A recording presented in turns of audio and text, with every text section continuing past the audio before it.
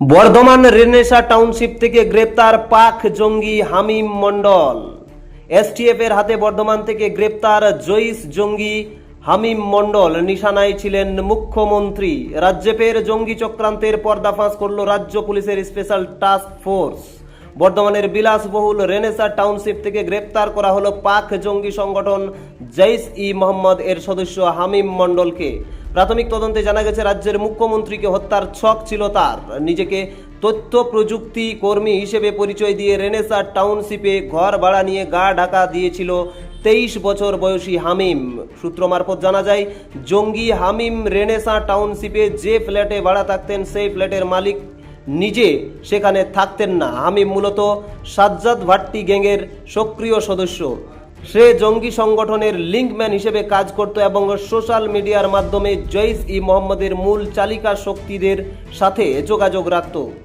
জানা যায়, তার মূল বাড়ি বর্ধমানের মন্তেশ্বরে হলেও লোকসভা ভোটের ফল প্রকাশের পর থেকেই সে বর্ধমান শহরে গা ঢাকা দেয়। রেনেসা টাউনশিপের কাছে কিছুদিন হাওড়ার পিলখানাতেও ভাড়াটে হিসেবে কাটিয়েছিলেন সে।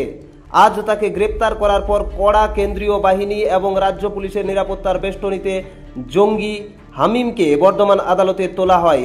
আইনি প্রক্রিয়া শেষ হওয়ার পরপরই দ্রুত তাকে নিয়ে বর্ধমান আদালত, সেখান থেকে রওনা হন তদন্তকারীরা।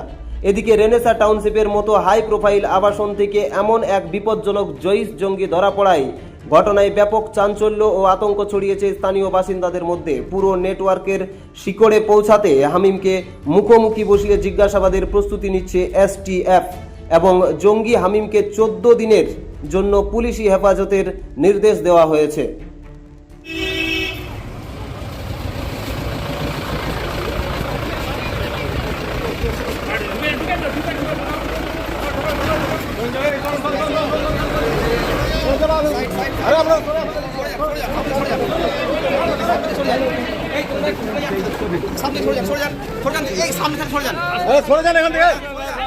আরে পেরোতে দেন, আরে পেরোতে দেন তো, পেরোতে দেন, পেরোতে দেন, আরে পেরোতে দেন, পেরোতে দেন।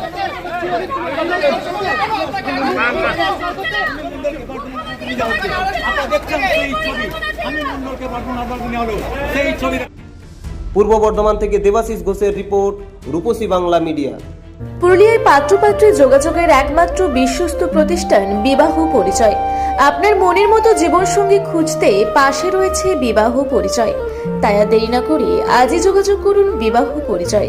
Municipality commercial complex, 2nd floor, Chaibasa road, opposite PWD office, Purulia.